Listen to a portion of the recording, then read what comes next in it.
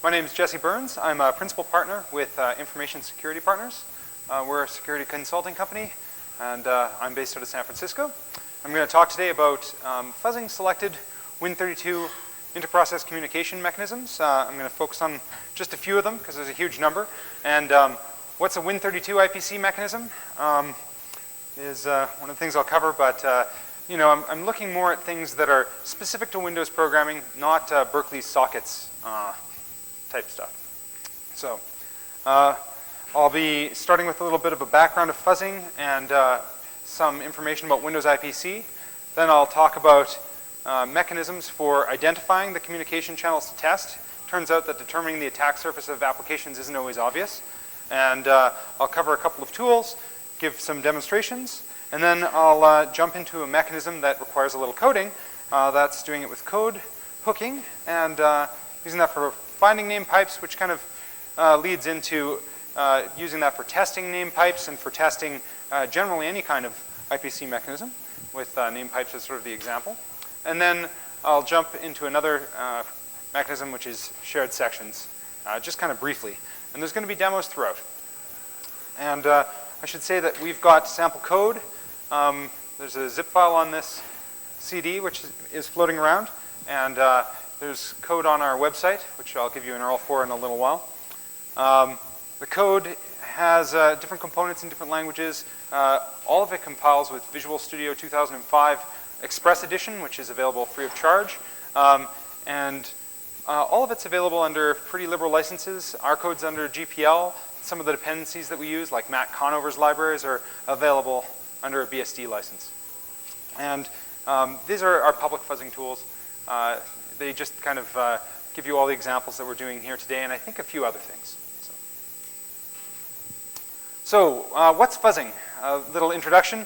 Fuzzing is when you take some program that you have and you have data that it accepts. Maybe it accepts usernames, and it's expecting a string, maybe a 1 to 10 character ASCII string. And instead of giving it a 1 to 10 character ASCII string, you give it the worst possible thing you can think of. You give it really big strings, you give it null strings, you give it multi-byte data, you give it Unicode, every bad character you can think of. Just throw it all at it and see what it does. If you have input, you want to know if providing bad input can cause your application some problem. Generally, your program is going to have two kinds of input. It's going to have input that it trusts and input that it doesn't trust. The real difference here is difference between the two is whether or not the person providing it or the entity providing it has an identity relationship with the service process. And so if it runs as the same account, well, you don't have to worry about it. If it runs as some other user, even if the other user is also a low rights user, you do, because you're going to have access to things that it doesn't have access to. So software binaries themselves are actually, you could think of as trusted input. So that means they have to be ACLed correctly. Obviously, when programs have bad ACLs, attackers can overwrite the programs, and when trusted users run them, they're exposed. Scripts, libraries, all the inputs to a program from a database, if the database itself is the thing that the program protects access to, that's usually trusted. Untrusted is where it gets interesting. That's anything that comes over the network, obviously. Anything that comes from files that aren't ACLed. If you download my PowerPoint slides off the website, or this zip file filled with tools that I'm recommending you download, open up and run, maybe recompile, all that's untrusted input. And you should be careful where you accept it from. So when you're doing security testing, we want to make sure that we trust all the vectors into our application for untrusted input. We want to make sure that no matter what comes in there on these untrusted channels, you can't crash the application, you can't cause buffer overflow that's exploitable, you can't make the CPU go to 100% and stay there for a half hour, you can't make it allocate all of its memory. Then you can also use you can also do this kind of testing on trusted inputs, but that's just really robustness testing. It's not the kind of stuff that we do at ISEC. But you can actually use fuzzing for both kinds of input. And if you find some issue, great. That's nice to have, especially if you're integrating it into your QA testing. It's good to be able to get some additional benefit. So A lot of Windows IPC is based on securable objects. And securable objects are this standardized design that Microsoft has for kernel objects. So when you get one kernel object, like a socket, it's got a lot of the same attributes as a file, or as a registry key, or as a named pipe, or a section. All these objects have features that are the same, and they have things like discretionary access control and mandatory access control, that's auditing. So if an administrator knew that a certain application used name pipes, they could go in there and they could say, oh, I'd like it to audit whenever someone fails in their attempt to access this. In practice, most administrators have no idea what IPC channels are being used on the system, but it's a nice to have, and it's great for, when you think about it, in the future, HID systems, things like that, might start instrumenting these things and using those kinds of things. So one of the other things that's true about these IPC channels is that some of them are only accessible locally. So a lot of the privilege escalation risks that I'm looking at are going to be local host privilege escalation. So I've got a low rights account and I want to make it into a high rights account. I've got a low rights account and I want to take out the service that reports my bad behavior to the system administrator. Anything like that, that would be local. But there's also a remote aspect to these, especially with things like name pipes. They can be accessed from any machine on the network, and you have to be a little more careful with them. If you don't intend to have it used remotely, then you have to specifically ACL it so that it can't be used remotely. And that's not too hard to do, but requires a little bit of effort. And it's often not done. So one of the other interesting things about these Win32 IPC things is they tend to be highly compatible between versions of Windows. You can find that NT3.1, the first version of NT that was multi-user, like the first version of Windows that was multi-user, has a bunch of similar IPC mechanisms to Vista. And you know, this stuff even works between NT and 2003 server. So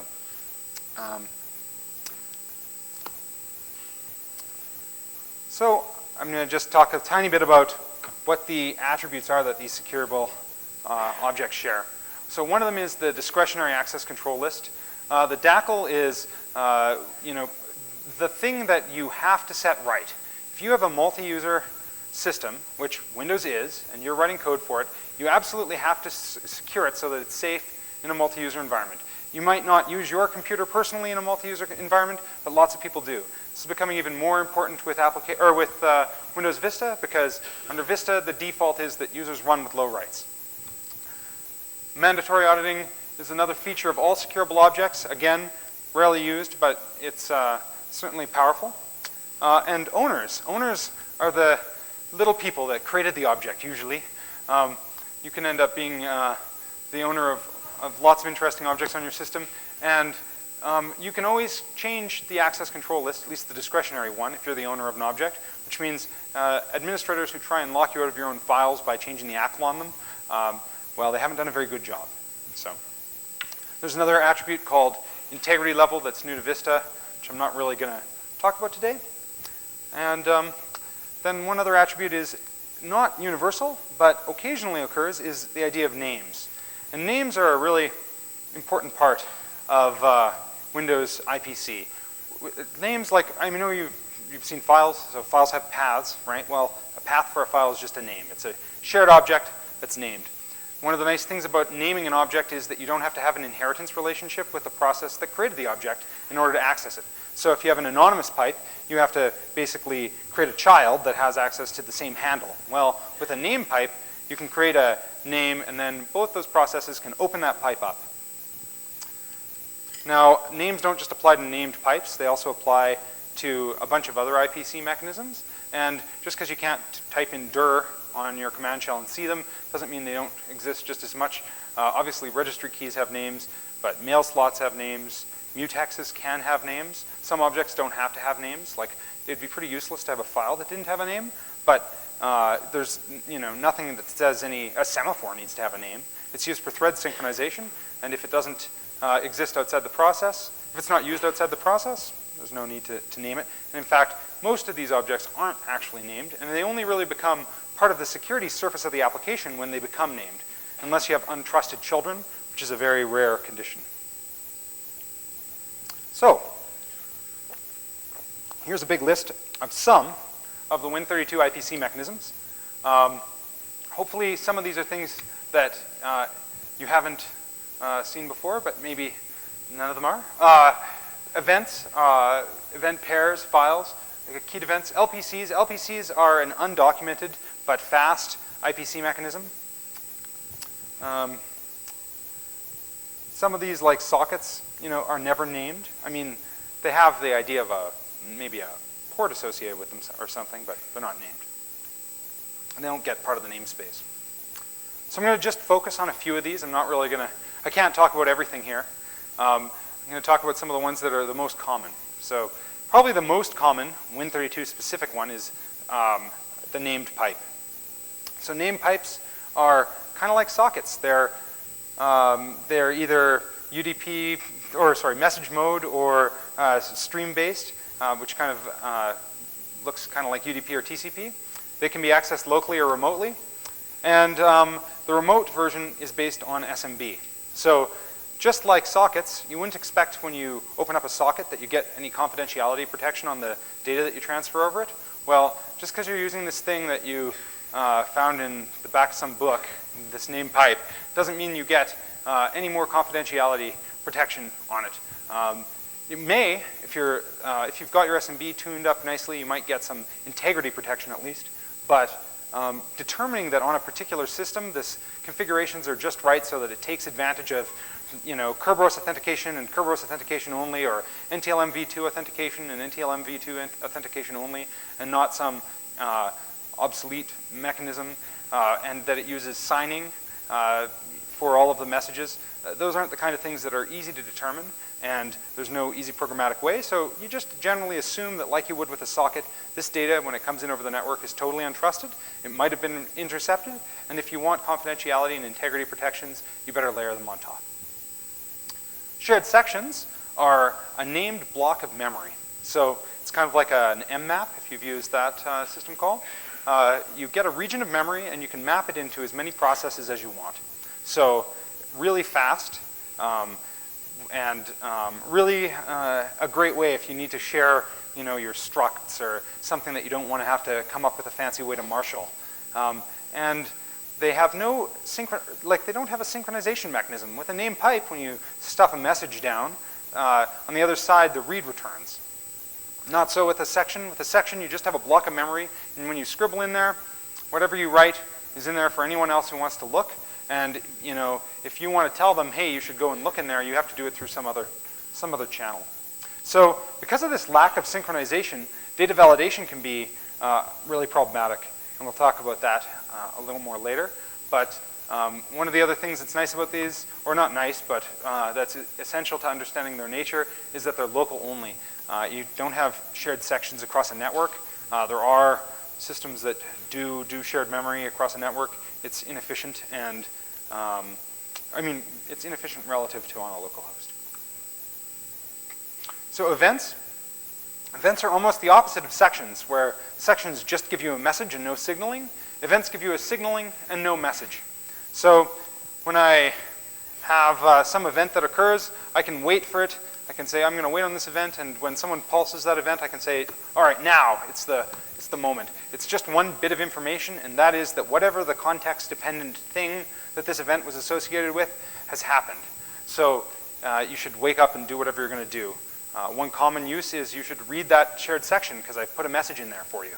But you can use them for just about anything, and they've got all kinds of nice APIs, like you can wait for multiple events and do things asynchronously with them. Semaphores are a thread synchronization mechanism, and all these objects can be named. I'm only interested really in named ones. One of the things that's interesting about naming a thread synchronization mechanism is that almost every thread synchronization protocol that you'll come across is cooperative. So there's no such thing as a trusted a thread synchronization scheme where you don't trust the other parties to try and not be creating bad deadlocks or whatever. So whenever you see a semaphore or some kind of thread synchronization scheme exposed with a name, you have to worry a little bit. even if they're local only, you better lock down those ACLs pretty tight, because if any other user can access them, there could be issues. So you can use them securely for things, but it's a big red flag. And what I look for from a design perspective when I see a semaphore being used in a named way is, who are the other people I'm sharing this with? Do I really trust those processes? Is there any identity or privilege gradient? We want to make sure that when we look at our process, we see all the different attack surfaces, and if this is in the exposed surface, then there's usually something going on here. Either this thing isn't being used for thread synchronization, it's being used for some other side effect, or there's probably an issue, or at least a substantial risk that you're accepting.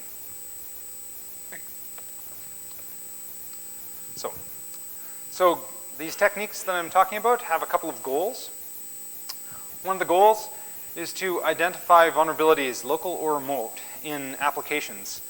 We've got, as I've said a couple of times, some binary that we're looking at. Maybe it's some kind of service, and we want to make sure that every part of the attack surface of this application has been covered. And we knew, oh yeah, this thing listens for connections on port 25. We're used to that, and we know that it accepts files from users, and we've got a antivirus scanner, and we've checked the parsing routines in there. But when you're looking at it, you have to also see, hey, are there any additional surfaces, attack surfaces, places where input come in that I'm not aware of?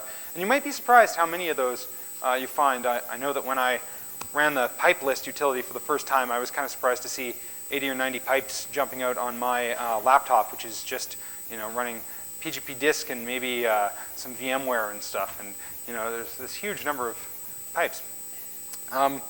Anyway, so we want to identify local or remote vulnerabilities for privilege escalation. Localhost privilege escalation is the main one, but remote would be good too. So our secondary goal is that we want to work on applications in binary form. So we've got all these libraries, COM objects, dependencies, operating systems that we don't have the source code for. Or if we do have the source code for them, they're so big we don't have time or energy to go through them all. Even if there are bugs in them, they're not our bugs. We don't necessarily want to go through the hassle of understanding them all. It's a very common security auditor's dilemma. We just want to be able to trust the things that we can't review. And so working on binaries is going to be a really important part of that. Also, these test tools that we develop, we're going to spend a little time putting together some tools for testing, and they should be as integratable into the regression tests and reusable in the testing process as possible, and they should be as static as possible. Once I'm done building this thing, I'd like it if I didn't have to change it just because I added one more interface or I've changed the protocol a little bit. If you make a nice fuzzer that knows the protocol and speaks it really well, if you change that protocol at all, you have to change your fuzzer so that it can test the new parts of the protocol. One of the things that we'll be doing is making ours a little bit more independent of what actually is being communicated. And that's going to allow us to minimize the change to our tools for new versions of the software. It's going to allow us to reuse this fuzzer on all kinds of different products. So, unfortunately, fuzzing isn't a silver bullet. Ideally, we'd of course want to find any kind of bug, but in practice, we're limited to certain types of bugs. So obviously, the ideal bug would be something that crashes the application. Application crashes don't go unnoticed. You can get your postmortem debugger to pop up. If you have some exceptions, that's great. Good logging would be the next best thing. Anything that puts the system into an inconsistent state, screws it up, makes the CPU spike, uses up all the memory, that's going to be good enough that probably if you have a real tester sitting there looking at the machine, or an automated set of tests that expects the tests to finish within some reasonable amount of time or with some reasonable maximum CPU load, you'll be able to detect it automatically. So what kind of bugs are good for this? Well, we definitely want to target applications written in C and C++. These tend to have a lot of technical bugs that aren't application domain bugs. By application domain bugs, I mean, if you have an application that does some type of complicated function that, maybe it grants access to a checking account, right? figuring out what's going on inside that domain isn't very reusable because the next application you look at isn't using checking accounts, it's a video game or something. So fortunately, there's this huge class of bugs that afflict all software, and they're things like integer overflows, heap and stack overflows, pointer problems, any type of memory corruption issue. And these are also great because the operating system works proactively to detect the conditions. If you write to some offset in memory that's chosen at random, the odds are you're going to get a protection fault and invoke the debugger. So makes it easy to detect, makes it easier to debug because the errors occur in a way that sort of points to what's the cause of the problem. And some of them are a little trickier, like with parser bugs or double free bugs. You can get a lot of conditions where the code crashes a long time after the actual corruption occurred. And certainly with fuzzing you find a lot of those, but they tend to pop up later in the development life cycle, or later in the testing cycle. So maybe with your first pass, you find a bunch of the more obvious bugs. And then as you go on and the thing starts making it running longer with the fuzzer on it, then you start running into these kind of harder corner cases, and that's not as big a problem. So the bugs that this is no good for are these domain-specific bugs that I was telling you about. So I've used SQL injection as an example here, but SQL injection, actually, if you've got the right kind of application-level auditing, like say you have application-level auditing that reports SQL errors whenever a SQL statement is submitted that doesn't parse, right? Oh, the syntax is wrong in this statement. That's exactly the kind of debug code you should have in your application. It's exactly the kind of warning you need to know about. And in the QA phase, this is going to make the fuzzer could actually find some SQL injection issues. Command injection is a lot harder. If it does run a command, the odds are very low that it's going to be something that makes sense. The best you could hope for is some kind of systrace thing. It's not really happening. Authorization bypass. As you can imagine, if you've got some kind of authorization scheme, like check to see if this is the right account before you take the money out of it, right? And some fuzzing allows you to bypass that. It's not going to find it. Authorization bypass, a whole bunch of these bugs, basically things that are in the domain of the application itself, aren't going to be detectable. Also, backdoors, any kind of intentional bug. So when a developer decides that they are going to put in a little present for themselves if they ever have to retire, those types of bugs can be found basically through source review only. You're not going to find them accidentally through fuzzing. And then the security and design bug where, oh, we decided to implement this really bad idea. Like, oh, what my application does is it waits to see if it's Friday, and if it's Friday, it decides to go look on the internet and see if, oh, this website has a posted zip file with a number greater than the number of the last one I downloaded, installed, and ran. And if it does, I'll run it. That kind of poorly designed, insecure automatic update scheme may respond very well, fuzzing isn't going to show any problems with that. It's the design that's screwed up there, not the implementation. You can have a great implementation of that terrible design. So, naming and creation attacks. So these naming and creation timing attacks are unfortunately closer to the domain of the IPC mechanisms themselves and still can't really be found. These are design issues again. So name squatting attacks are when, if you have a client that connects up to a server, and the way it finds it is it connects to a name pipe named foo, and it says, oh, foo, tell me what to do. And the server says, oh, get these updates. You need new antivirus signatures. You need whatever. And it just trusts it. Well, a name squatting attack is going to be very effective if the attacker can run code before the server reserves the name. It can also be a real problem on a network, because if it's going across the network, as I mentioned before, those clear text protocols might not give you integrity protection or confidentiality protection. An attacker might decide to set up their own server with the name of the server that you think you're going to and put a pipe on that. So that's that name squatting attacks. These fuzzers won't help you find those kinds of bugs. Races prior to DACL establishment. So when you create an IPC object, you've got two options. You can either set the ACL right then, or you can add the ACL later. And yeah, it might seem like kind of a bad idea to add the ACL later, but it's somewhat popular.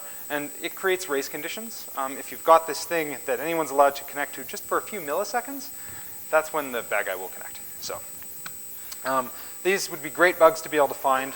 And I'm very glad to say that we can't find it because then I can keep my job. So, but I wouldn't be giving this presentation if they could, I guess. So, viewing of IPC objects. So when we're first looking at IPC objects, you kind of got to get a feel for what these things are. You may be surprised to find out that components you're using or libraries that you're using or software that you've installed uses some of these mechanisms, and you never knew it. And you might even be surprised to find that they don't ACL them correctly or ACL them in a way that you wouldn't consider secure.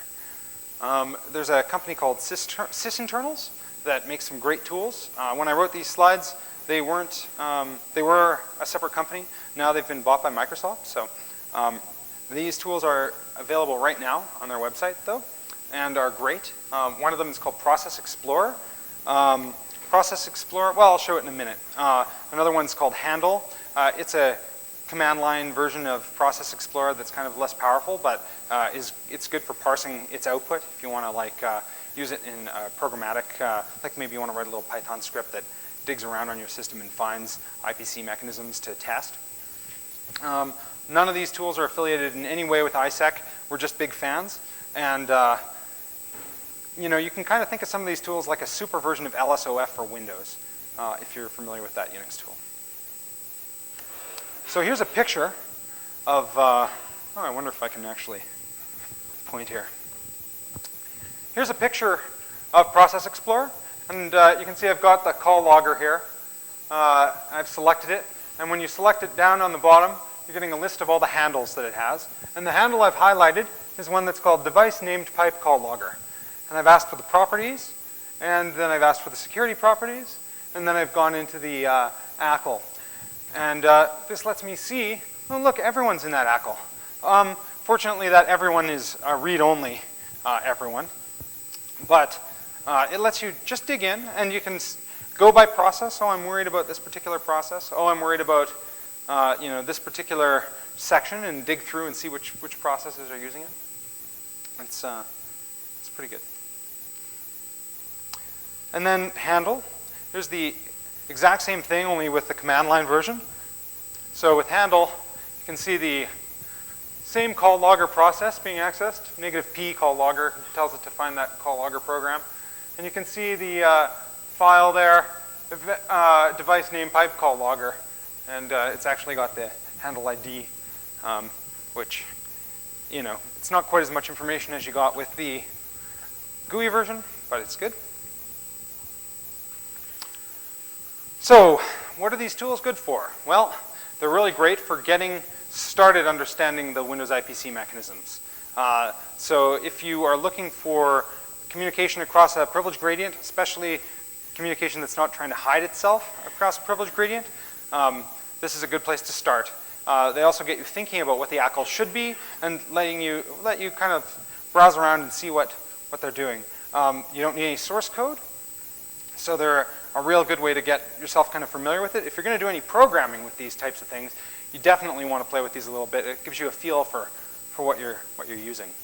But they're not the right tool for short-lived objects. If I've got a named pipe that, you know, say I have a mail slot on my machine, and when someone connects up to it, I tell it, oh, here, connect up to this named pipe, and I give it a name, and I create that named pipe, and they connect, and we do a really quick couple of back and forths, and the whole transaction takes 10 milliseconds.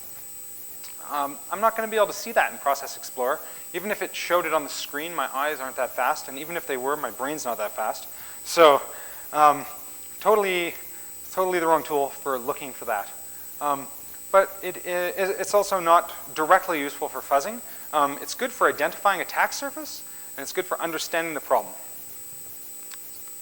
So, more complicated, powerful tool. WinDebug, standard Windows debugger, totally multi-purpose, and you know, this is just one more thing it's good for. You can get it for free, which is nice. All these tools are available without charge. And it can intercept your kernel 32 calls that create all these IPC mechanisms. And that's really what we want. For name pipes, there's the create name pipe function. For shared sections, there's the create file mapping. And you know, I've got a little picture there of it seeing something. I'll show you a demo in a bit. I think it's probably the same image. Let's see, so what's good about WinDebug? Well, we're able to use this to actually alter program behavior. So instead of just seeing the IPC mechanisms, now we can actually set breakpoints on the creation of these IPC mechanisms and change the calls. If I want to change the parameters, I can just go right onto the stack and say, oh, you know, this pointer that you were pointing to this name, I'm going to point it to somewhere else. Or, oh, that memory that pointer pointed to, I can just change it in place. So they're useful for manipulating, very slowly, the creation of objects manually. So you can sit at your keyboard, and I guess if you're paid hourly, this might be a good way to go. It's certainly good to go a few times just to get the feel for what you're doing. Breakpoints, you know, we can extend the life of breakpoints. So if I've got that little problem I was talking about where when the client connects, the whole transaction only lasts 10 milliseconds, well, I can slow this down to an amount of time that I can actually read and you know, think about what's going on there. Also, one of the great things about WinDebug is that you can configure it as the post-mortem debugger. So whenever your fuzzer causes a crash in the application, poof, up this pops, and you've got the whole process memory, you've got the registers, you've got the stack, all there. You can save it to a file. You can hand it off to a developer. If you're going the I want to make a patch route, you can hand it off to them, and they can look at the stack and figure out what went wrong. If you're going the I want to write an exploit route, it's got all the offsets, and you're ready to go for writing your exploit code. What's not so great about it? Well, it's not really very graphical. I mean, it's maybe a little graphical, but it's not. It's kind of hard to start out with. And actually examining the contents of ACLs, you know, you've got this untyped information like, oh, here's what's on the stack. How many of these are actual parameters to this call? Why don't you look in MSDN? And then you can figure out what the calling convention is and, you know, figure out what all these parameters are and change them. So not exactly slick. And it's very difficult to use for direct fuzzing because of the manual nature. So, using WinDebug to intercept the creation of name pipes. So, we can do this for a couple of reasons. One is to discover IPC mechanism use, which is really still more of a feeling it out kind of thing. Or, you know, it can also be used for if you want to create a log of the SDDL. I don't know if you know about security descriptor definition language, but SDDL is a kind of semi-human readable way of describing the ACLs on a securable object. You can dump that, for example. And you can also use it to hook the IPC mechanisms for fuzzing. So I'm going to give a very brief demonstration of using it for discovery. So this is the very simple part. Fire up WinDebug, verify that my symbol path points to my symbols directory. The symbols that I have there are just the public symbols off of the MSDN or public symbol server. So nothing special here, nothing related to the code. Then I'm going to open the program I'm going to test. This program is called Call Logger, and it's included in the ISEC public IPC fuzzing tools that are on that little CD and available on our site. And I think BlackHat will make them available. And as soon as it starts up, what you see here, you can see that? Good. Is we've got a little command shell going, and we've hit a breakpoint right off the bat. And this breakpoint just lets me do things like set other breakpoints before the actual application starts to run. So in here I'm going to say breakpoint kernel 32, bang, create named pipe W. I don't know if I mentioned before, but create named pipe, there's two versions of it, the W and the A. The A stands for multi-byte character set. Actually, it stood for ANSI, but remember, it's not ANSI, it's multi-byte character set. Those things can be international characters now. Didn't used to be. The W stands for wide-car, and those are Unicode characters. And all the A's functions do is convert the multi-byte character set to the wide-cars and call the W's. So if you're hooking functions, stick with the W's and you're in better shape. Doesn't matter then what the program itself is doing. So okay, we've set a breakpoint. we take a look at the list. Sure enough, there's a breakpoint sitting there. So we're going to continue the program, and the first thing the program is going to do is listen on a name pipe by calling create name pipe. And sure enough, that causes our debugger to return without any output from the actual program itself. And we can take a look at what's on the stack. So it's a little command that shows what's on the stack. You can see here that the first couple of arguments are on the stack there. And the very first argument, if we looked in MSDN to create name pipe, is the name of the pipe to create. So I figure this must be a pointer to it. So I type in here du, which displays a Unicode string from a memory address. Type in the memory address. And poof, out pops the name whack pipe whack call logger, which is indeed the name of the pipe that I'm creating. So that's using WinDebug to see IPC mechanisms getting created. So that was possible, but not ideal. All we had to do was stick the breakpoint in, and up it pops. So the most interesting thing about doing this is that now that we understand it, we can build on it by automating it. So, middle person fuzzing. We might want to use a similar technique to actually fuzz this name pipe. So say we had an application, a server, that was going to create a name pipe named foo. And what we could do is we could use WinDebug or some other mechanism to intercept that call and change it to bar. Then we could launch our own name pipe named foo, and when clients wanted to connect to the server, they'd connect up to foo, and we'd forward the data to bar. So I'm going to illustrate that a lot more later, but we don't want to do it with WinDebug. We want to do it with something that's going to automate it so we can reuse our testing tools and we don't have to sit there and type all day. So we're going to use some code injection and hooking tools. And there's a bunch of them that are available. There's probably the first one, there's a good paper about it from Microsoft Research. It's called Detours. And it's a pretty powerful little system for doing this. There's, it's under a commercial license, however, and the commercial license is kind of pricey. So might not be good for trying out on the weekend. There's Matt Conover's BSD licensed x86 hook, which comes with a whole bunch of other utilities. It's not just a hooking system. It comes with things for regular expressions. It comes with things for services. It comes with a bunch of security code. It's really powerful. It can do disassembly. It can do all kinds of stuff. There's an URL for it. It's free, so that's what I've chosen to use for these demos. There's the API Hook SDK, which is a commercial product. That's available for a small charge. I haven't actually used it. And there's Mad Code Hook, which I think is kind of cute because it's written in Borland Delphi and lets you hook stuff, and I programmed that in the 90s, so that was fun. Then there's the other option, and the other option is to do your own homegrown ghetto detours implementation, and some people like Scott Stender and Andreas Windstam from ISEC have done that. And if you're that kind of adventuresome person, go ahead.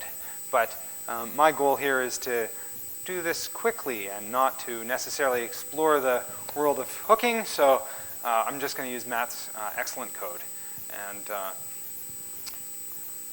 leave those other ones be. But certainly different libraries might be appropriate for you. So, hooking injection. Hooking, it turns out, it's much more powerful than just for fuzzing IPC. You can use it for all kinds of things. You can use it for HIDs. You can use it for making your own ghetto version of strace that filters the parameters of system calls. You can do lots of cool stuff with it. Usually when you build a hook, one of the things that all those libraries do is they package it into a DLL. And DLLs are just the Windows shared library scheme. When you package your code into a DLL, it's easy to load in and it's easy to unload. It's easy to put initialization code in there. It's easy to get notified when threads attach or detach. So it's a really handy way to be able to do that. And my code, of course, is packaged into DLLs. As I mentioned before, the source is all available for all these demos. And they're all written in C. Can't really I mean, you might be able to do something like this in Python, but C is the right language.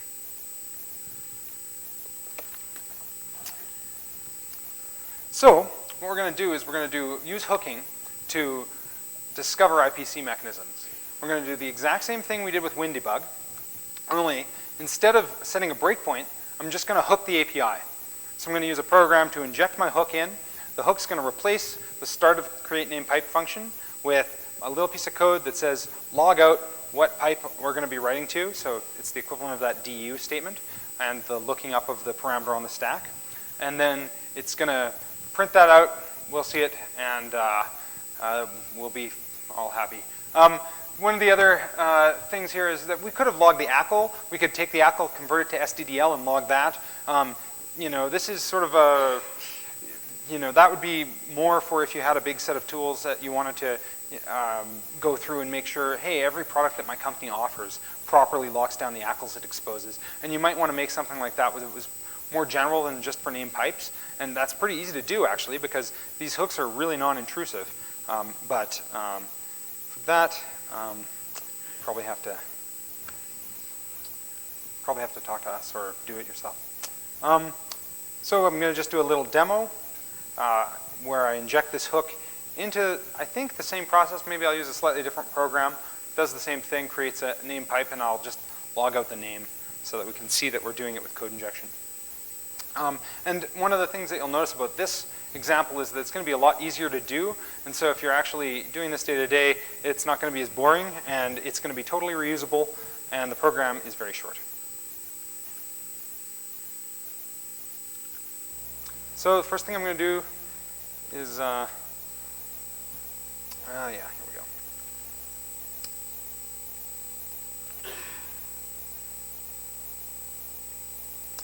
Okay, so I've got a program here called tHookProc. That's part of Matt Conover's code injection tools. It actually doesn't recompile very well with Visual Studio 2005, so I recommend using the binary build of that. All the rest of this stuff does compile with Visual Studio 2005. And the reason why you want Visual Studio 2005, of course, is that there's the free Express edition.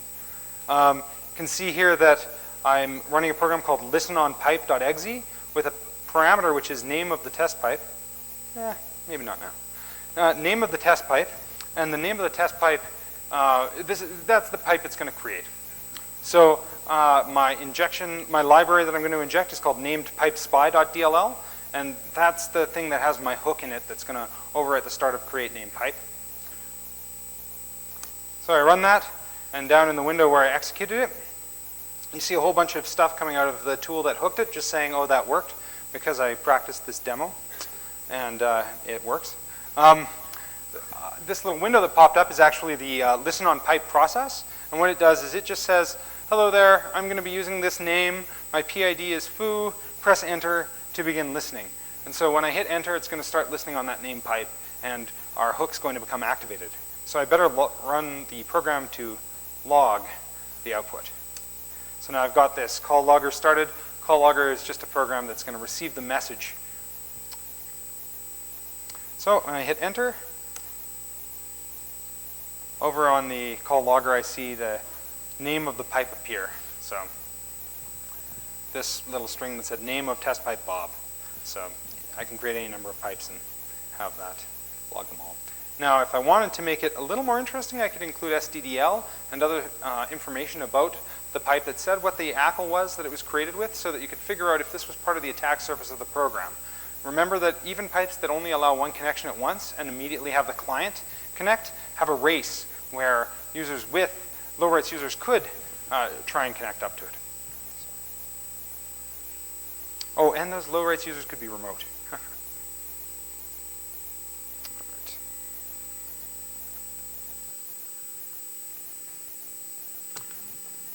So, injecting a middle person. So now that we've injected a spy, we can think about injecting a script in the middle. The script in the middle is going to do something like hook the creation of the IPC mechanism and launch a fuzzer and move data back and forth. So the normal flow is you have a server, and the server wants to create a name pipe to let clients connect up to it. So it says to the kernel32, hey, I'd like to create a name pipe. And the pipe's name is foo, and the kernel says, sure, here you go, and it gives it a name pipe. And then the client connects to the pipe, and everyone's happy. Well, when we've got this hooked, the flow changes a little bit. The server calls kernel32 and says, I'd like to create a name pipe named foo, and the hook receives the call instead of kernel32. And the hook says, well, I'm going to just launch this middle person script. So it does a shell exec on a Python interpreter in our example here. And now we can write our actual fuzzer in Python, which is a lot easier than writing a fuzzer in C++. You have, it's just a easier language to do string manipulation or fuzzing. My partner, Scott Stender, is going to be doing a presentation this afternoon on internationalization attacks. And one of the things he'll do is talk about, he's got some code where he shows a bunch of different ways of doing car set attacks. Really cool stuff. You could take those car set attacks right out of his Python code and dump them into this, and then use that fuzzing technique on this attack surface. What the middle person fuzzer does is it goes ahead and it creates the name pipe that the server wanted. So it says, hey, kernel32, can I have a name pipe called foo? Sure, says the kernel. Then the hook says, all right, I'm going to just change the name of the pipe that we create on behalf of the server to bar. And then the operating system gives the actual server back a different pipe. Now the server doesn't know that it's been given the wrong pipe. It just thinks that, oh, my call succeeded. I know I passed in foo. If it wants, it can go and look in that buffer and see if it's still called foo. It is. We didn't actually change it. But the client doesn't know that the name of the pipe has changed. And so the client still connects up to foo, and the fuzzer just forwards the reads and writes along to bar. And optionally, it can modify them. And actually, it can even tell which ones it should modify. It can tell, for example, if this is a read-only pipe, that the only thing that's worth modifying is the output, right? And so you just modify the output. If it's a duplex pipe, so it allows information transfer in both directions, which is one of the flags in the mode that you specify when you call that create name pipe function, then it can modify just the input and fuzz the server. And if you want, you can tweak the Python script so that it's targeting the client instead of the server. So I'll give a little demo of this. I'm not actually going to exploit some piece of code and have a 0-day here. I'm going to just do a little fuzzing demonstration on a sample server. So I'll set up a little server that just shows the data that it's receiving from its client, and I'll set up a little client that writes data to it, and we can see that the data is being modified by the hook. Whoops.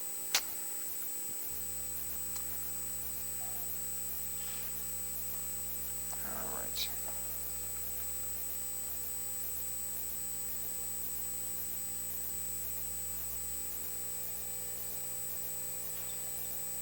So I'm doing the same thing I did before with the T-hook proc. I'm launching listen on pipe. This time I'm calling the pipe test pipe, and I'm injecting, instead of the name pipe spy DLL, I'm injecting the name pipe redirect DLL. That's my little C hook that changes create name pipe so that instead of just calling or creating a name pipe, first it launches a Python script, tells the Python script, hey, here's the new name and the old name of the pipe, what the modes were, what the which direction the data is going to be flowing, any parameters it needs to create an equivalent version of the pipe.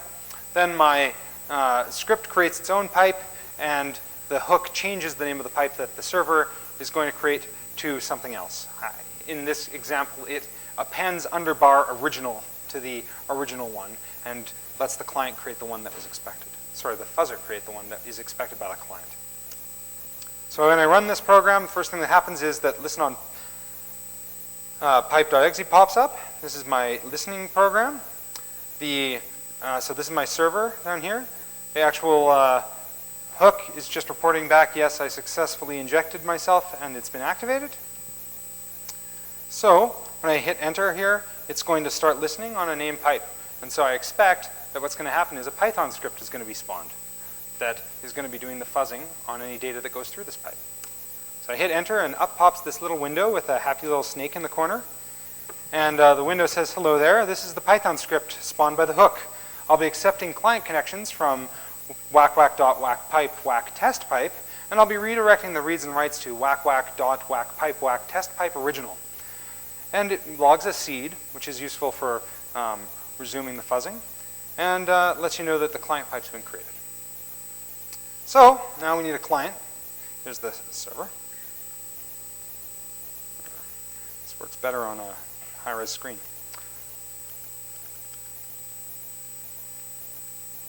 So my client is just a tiny little program that writes to any particular pipe, any file, once a second. So the file I have here is abc.txt. It's the alphabet. So you can easily spot if it's changed anything. And I think it's in all uppercase. So it's going to just write that once a second. So I hit enter, and up in the server, immediately we see the alphabet being sent once a second. And it doesn't look quite like the alphabet that I would normally expect. Maybe this one right here is totally unchanged, but I've got a very high change rate, so I'm doing a lot of random fault injection into this data that's coming in. Now, in an actual example, you might lower the chance of the injection occurring, and you might change the injection so that they have things that are specific to the domain of your application, but you don't have to. You can just go with this. And if I kill the client, it stops, and when I restart the client, oh, you'll notice that over here in the hook, I got a little exception, but now it's resuming because I restarted it. So as long as I send and receive data in here, I'll keep getting little exceptions in the hook, and the pipe will keep seeing fuzz data.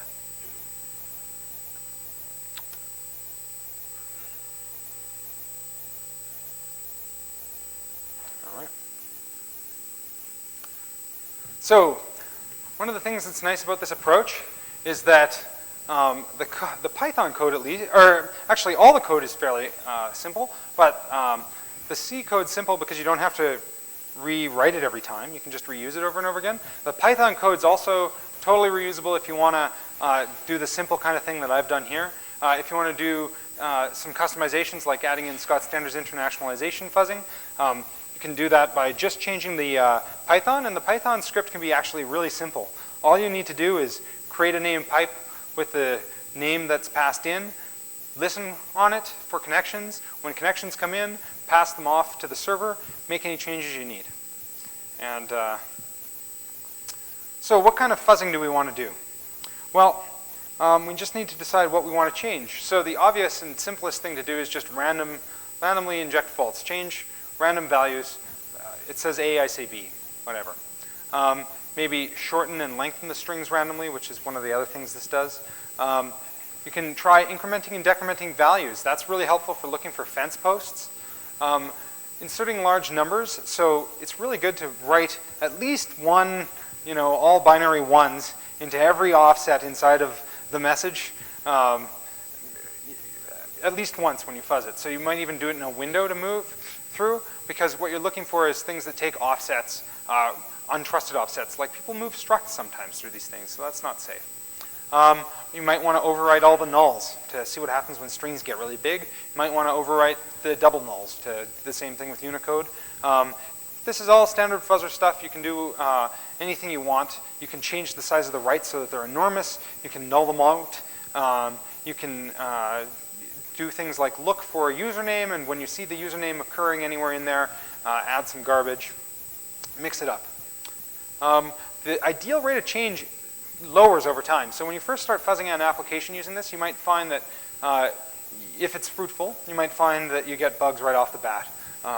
And as the engineers come back with you with patches, usually you want to lower the rate of change so that you can get deeper into the protocol. If you've got a sophisticated protocol with a lot of different messages going back and forth, you might need to get in pretty deep before you inject the fault if you want to find kind of deeper errors in the logic.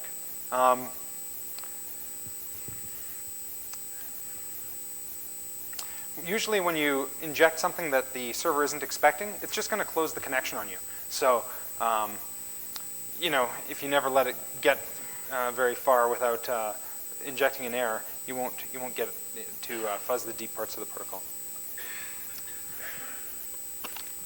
Another tip is to all these fuzzers are based on something random that you do. Well, it's not really random, it's pseudo-random. So that means if you restart with the same seed value, you can generate the exact same changes to the input. So if you use the same data set, you run the same server, you use the same seed, you should get the exact same flow. That's really important for reproducing bugs. Now, sometimes you're going to have things like, oh, this thing's based on, this thing's I don't know, it's some kind of weather satellite monitoring application, and every time it looks, the atmospheric conditions are different. So the data is always different, and so you can't actually repeat it that way. Well, that's fine. Another technique you can use is just log all the traffic that travels through the pipe. Say, oh, the server said this, the client said this, here's a transcript. And then you can actually just write a very simple script to replay the client side of the transcript. And you can sometimes do fault injection. I think in the sample tools that I ship, there's a simple pipe fuzzer that doesn't actually relay a transcript, it just kind of writes random junk, but it's the same kind of idea. You could do that and base it on what the simple transcript was from at least one side of the conversation.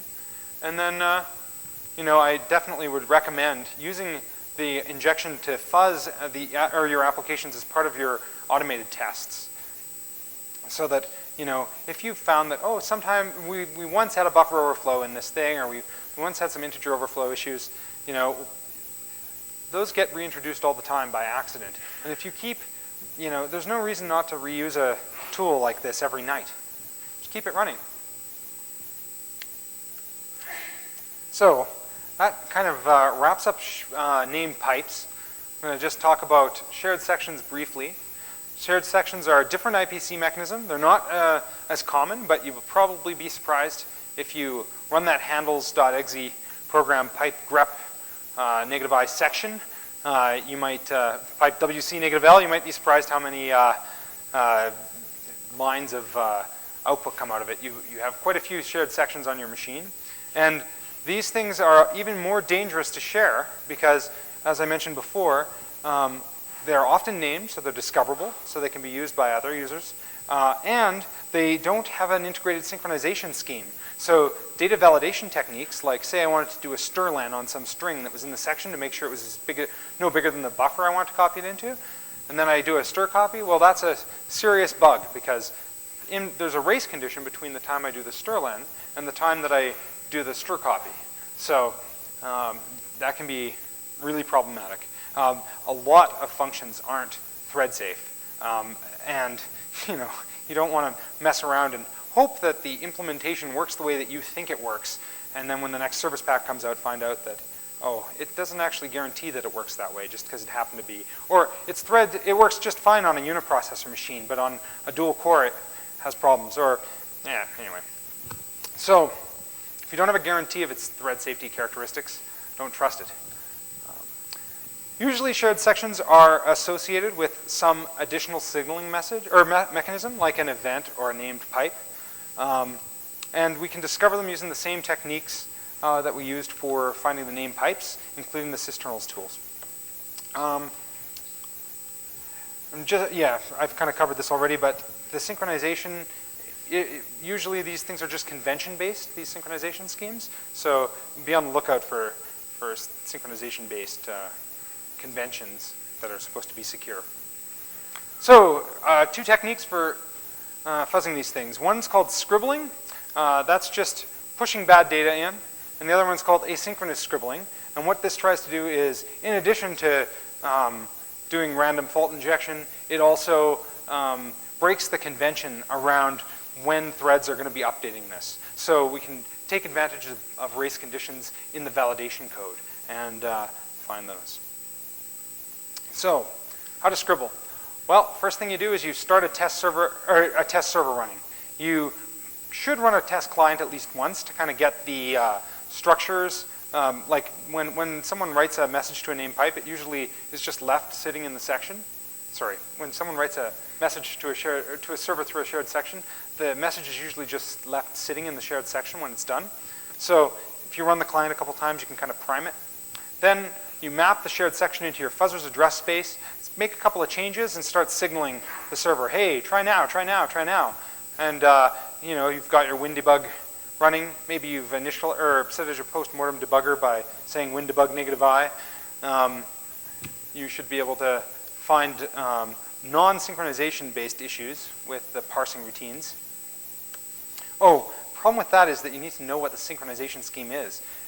You can guess if the server's got one event and one shared section that they're probably related, but you don't necessarily know, and it could be something totally unrelated. It could be that the user clicks a mouse, or it could be anything. So not my favorite way to go. My favorite way to go is with the asynchronous scribbling. This one's more automatable because you don't need to actually understand how the server and client are talking to each other. You don't need to know the signaling mechanism. All you need to know is that they're using some shared section. So you take that shared section and you start writing into it. And you start a server and a client doing an automated regression. They're running through, doing a full functionality test, and you're just writing randomly into that shared section. And if there's any problems with their data validation or race conditions, the odds are you're going to hit them. That's the kind of, let's see. Yeah, that's the kind of fuzzer we have here. It's included in the tools that we're distributing.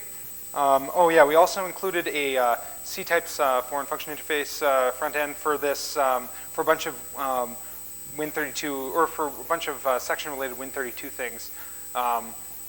This little fuzzer does is it takes the name of a shared section. I've got the target section is the name of this section, but you can try any section you want. And you can do things like random faults, -r, just puts random junk in there, null the whole thing out, max the whole thing out, so set everything in the section to 1 or 0, which can cause strange errors sometimes. If you see, if at any point a pointer is being read out of that thing, just by maxing it out, you can see that immediately. And that's sort of like kind of the very first layer of problem that you tend to see coming out of these things, like people have just marshaled structs back and forth in them, and we get a pointer out of there. And so if that's happening, this will immediately find it. The same with offsets. If people are marshaling, here's an array and it's got an offset in there, well, you set it all to FFFF, and that'll cause protection faults. And we can catch those in the debugger and then figure out what's going on. The -L option just tells it to loop, so it runs this over and over again. And it's kind of boring to watch if it's not actually finding bugs. So I just put in a static screenshot. So defending against this, well, unfortunately, the big advantage of the shared section is that it's super, super fast. This doesn't take away from the speed that much, but I know you don't want to do it, but you have to copy the content of the shared section into some non-shared memory before you do anything with it. The very first thing your server should do when it receives that signal is not do data validation and make sure that the information's all, inside the spec that you expect. No, just take it and copy it. Then, once you've got it copied, you can look into it and see, hey, is there something in here that shouldn't be in here? Is this string too long? Whatever kind of data validation you do. Both the semantic and the syntactic validation that you want to do prior to passing it along to the application to generate a response. The other thing you should definitely do is consider locking down the ACLs on those. Often that's a design change and not the kind of thing that you can just patch into software, whereas this copying solution is. But it's certainly a better general purpose thing because it'll find the bug that you missed. So I'd like to just thank Scott Stender of ISEC for helping with this, and he's helped me a lot with my various Win32 IPC fuzzing stuff. Obviously, at ISEC, we've got teams of people that work together, and this stuff is based on the work that we've done for a bunch of different clients, and just generally, if you need help with this kind of stuff, feel free to give us a call. Any questions?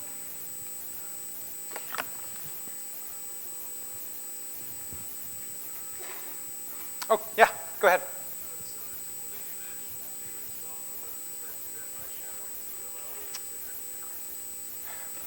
The way that so I'm using Matt Conover's the x86 hook library, and the way that it works is it overwrites the instructions, the first couple of instructions of the preamble with a jump into his library, and then his library actually allows a pre and post hook, as well as it gives you a trampoline back to the kernel 32 call.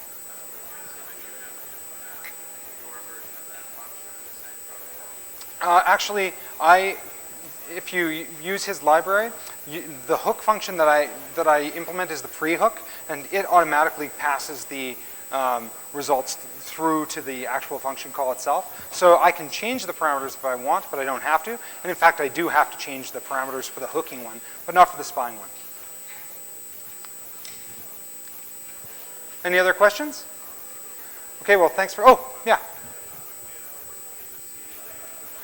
Himanshu Dwivedi has them, and he's right down here. Maybe if he comes forward. But there are also, the tools are available with an updated version of the slides from www.isacpartners.com. Any more? All right, thanks.